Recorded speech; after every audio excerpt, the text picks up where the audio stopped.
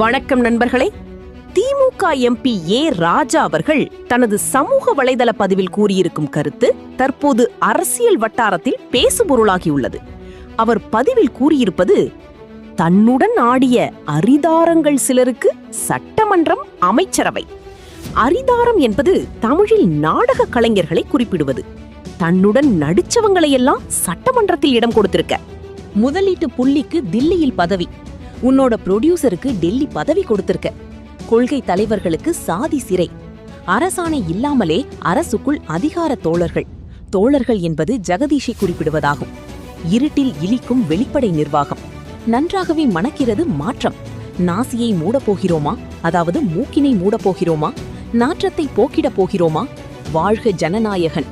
இங்கு வாழ்க ஜனநாயகன் என்பது சிஎம் விஜயை குறிப்பதாகும். இந்த பதிவின் கீழ் வெளியாகியுள்ள தகவலில், அதாவது தமிழக அரசின் டெல்லி சிறப்பு பிரதிநிதியாக வெங்கட நாராயணா நியமிக்கப்பட்டதைத் தொடர்ந்து அதனை மறைமுகமாக விமர்சிக்கும் வகையில் ஆர் ராஜா இந்த பதிவை வெளியிட்டுள்ளார் என்ற தகவல்தான் தற்போது வெளியாகியுள்ளது. இந்த பதிவு குறித்து உங்கள் கருத்து என்ன? ஆர் ராஜா கூறியுள்ள இந்த விமர்சனம் சரியானதா, அல்லது இதற்கு வேறு அரசியல் பின்னணி இருக்கிறதா? உங்கள் கருத்துக்களை மரியாதையுடன் கமெண்டில் பகிருங்கள். இந்த மாதிரியான அரசியல் செய்திகள் மற்றும் முழு விவரங்களை தொடர்ந்து தெரிந்து கொள்ள நம்ம சேனலை ஃபாலோ பண்ண மறக்காதீர்கள்.